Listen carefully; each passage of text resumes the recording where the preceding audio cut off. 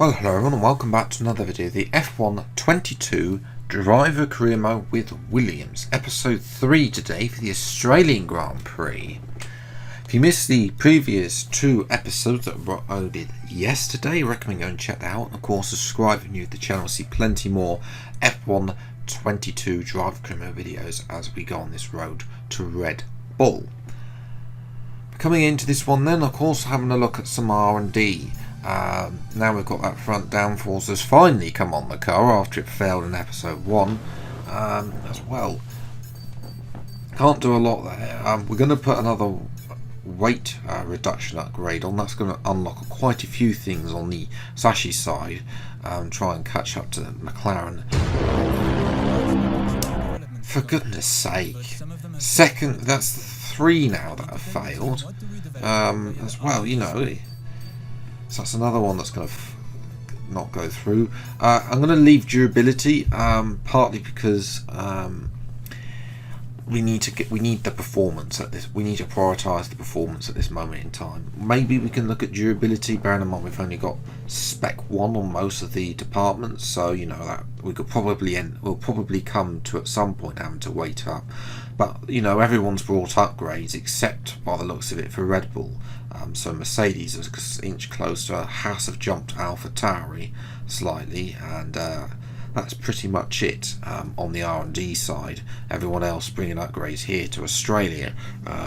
No budget cap, of course, in F1 22, so we can just spend as much money as we want on R&D upgrades as long as we have the R&D points.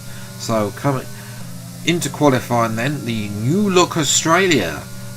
This is, not to be honest, haven't done many laps. I've done about 3 laps around this circuit before this qualifying lap. We're slightly up. We actually did a very good first lap that put us P11. What's about to happen now isn't that great. We were a 10th up through pretty much the first sector, 7/10 up we dropped to. And then what happens is, poor exit there by the looks of it, and we've lost all our time that we've gained, and we are dropping like as usual, like an absolute stone down the field. I think Ricardo and a couple of others like Ocon and Albon aren't coming out for another run. We have gained a little bit of time, but it's not enough really coming into this final section now. Only 400s up, but you make it less than that as well. So it's not been the second improvement that we've seen in the opening 2 episodes on this final lap. We've actually lost time now through the final corner. We're only gaining it back a little bit on the corner exit, and up to the line it's only going to be 100th improvement. That is not a good qualifying, and we've plummeted to P17. What could have been P11 would have been the best qualifying so far. We would have needed to get into the 19s as well. Had we improved by a 10th though,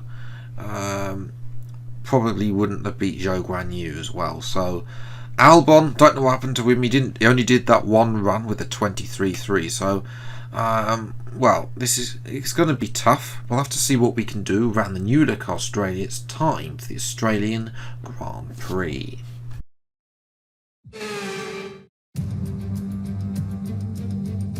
The crowd are here, and it's brilliant to see them lining the track here in Albert Park. It's going to be a fantastic day of racing. Welcome everyone to the Australian Grand Prix. Here we are then at the Albert Park circuit, 3.28 miles of bumpy city streets, but not a lot in the way of elevation changes. The circuit goes all the way around the lake, taking in 14 corners. Note the DRS zones into turns 1, 3 and 11. They'll offer our drivers a number of good opportunities to overtake. Off the back of a fantastic qualifying session, it's time to see how our starting grid looks like for today's race. Fantastic effort from Charles Leclerc yesterday, and it's put him on pole, edging out Max Verstappen, who will start from P2. Considering the rest of the grid, we have Perez, Sainz, Sir Lewis Hamilton and Russell, Bottas, Magnussen, Fernando Alonso and Yuki Tsunoda. Norris, Mick Schumacher, Pierre Gasly and Vettel. Stroll, Joe, Phoenix and Daniel Ricciardo. Ocon and Alex Albon picks up the last spot on the grid. It's almost time for those 5 red lights to go out then. Let's see who can prevail today. Natalie Pinkham joins me once again in the commentary box. It's fantastic to have you with us today. I'm curious though, how do you think the drivers stop those pre-race nerves from becoming overwhelming when you're lining up on the grid? Well, I imagine they'll be starting to feel the adrenaline as they anticipate the rundown into turn 1, a bit like preparing to go into battle. The unknown situation will bring nerves, but that's a good thing. It'll keep them focused on the moment and on their surroundings as we build towards the start of the Grand Prix.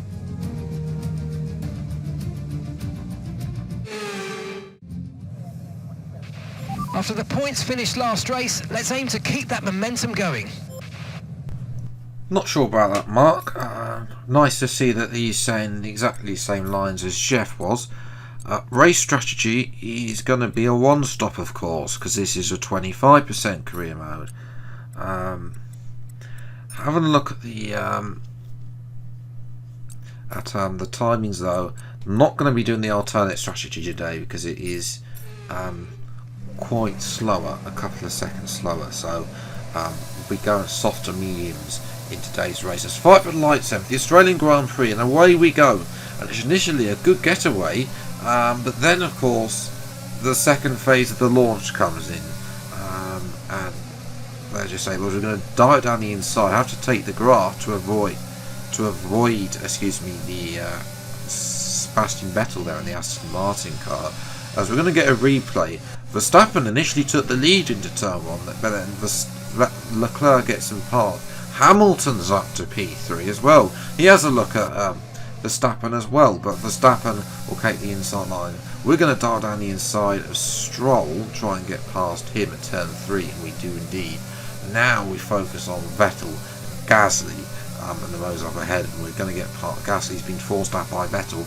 Can we send it here? We're going to send it here up to P14. Can't be racing behind the Aston Martin car, which is just as slow as his Williams, if not slower in certain parts.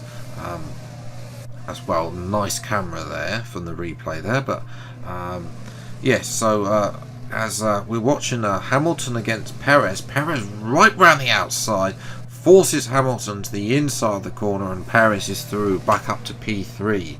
Hamilton drops to 4. I'm sure Sainz will get in front as well at some point as well, but we jump to lap 5. We start to drop Vettel. We've been keeping with Gasly, but we've we don't have enough pace to overtake him, and he's in a DRS zone that's been caused by Hamilton, Leclerc, sorry, not Hamilton, Sainz and Russell all squabbling over P4 as well. Yes, pace is okay in the late 22s at that point. So we jump to lap 6 then. It looks like, yes, it's the first round of pit stop. Gasly's in. I would have followed him. So we're experiencing an ERS software glitch. Okay, touch wood, it seems like the fault has resolved itself. Well, it hasn't. We've got more ERS up issues as Gasly comes in there. Yes, it's stuck on in overtake. So, whereas last time we couldn't activate overtake, this time it's stuck in overtake. Second round of ERS up, ERS issues like the fault's been fixed. Let's go. in 3 races, but it does get fixed half a lap later, which is good news after the battery's drained itself.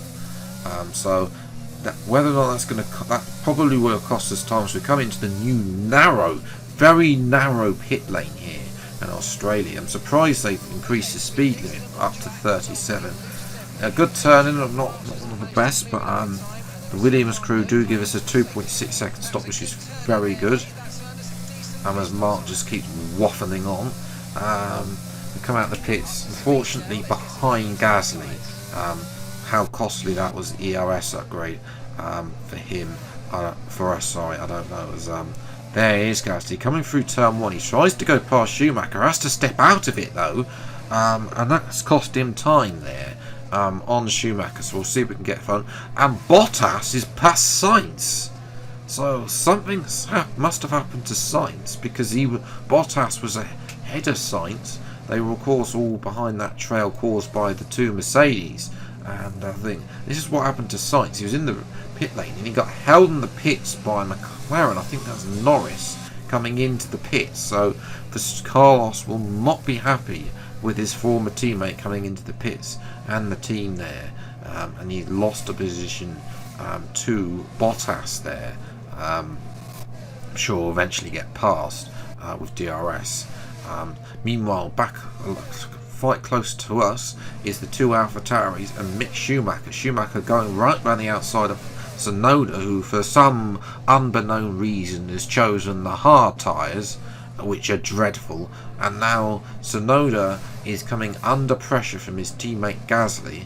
I'm sure Gasly at this point will be looking to get past as quickly as possible, and probably be, if in real life, will be screaming over the radio to get past his teammate, who is slowing him up on those horrible hard tyres, and he's been forced out by his teammate.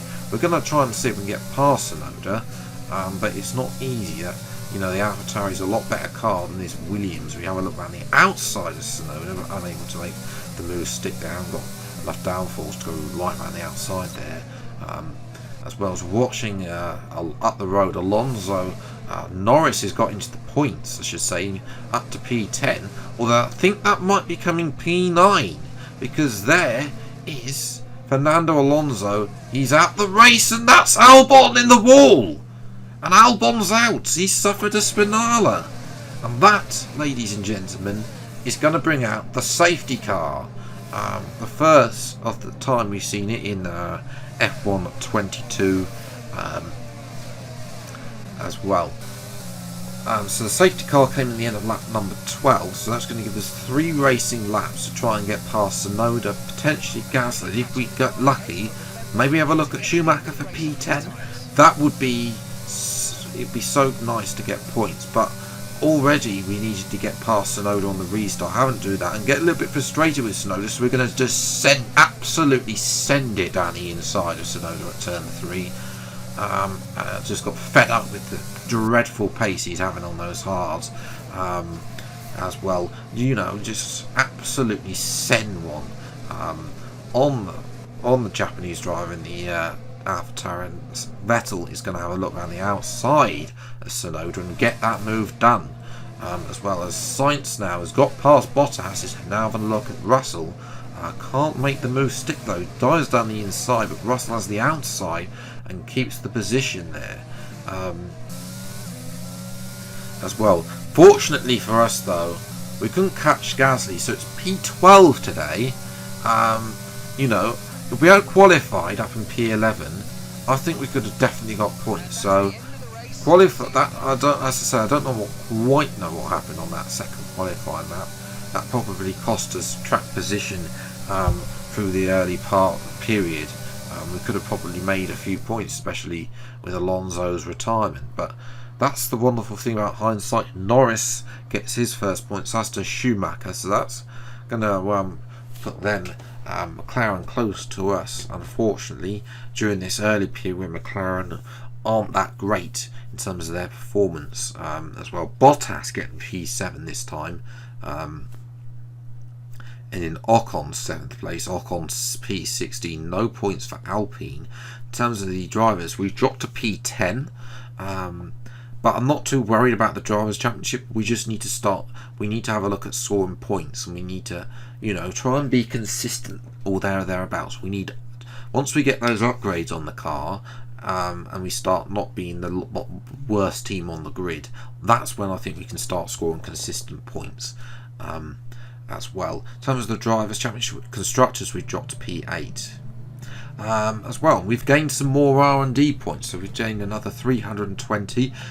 Ben has suggested we invest in powertrain upgrades, which we do have one coming for Imola, which will be out tomorrow. So on that note, if you have enjoyed this video, then leave a like, subscribe to the channel, and you see plenty more F1 22 driver crew mode videos as and when they come out. Until the next video then, I'll see you next time. Take care, thanks so much for watching, enjoy your day, and goodbye.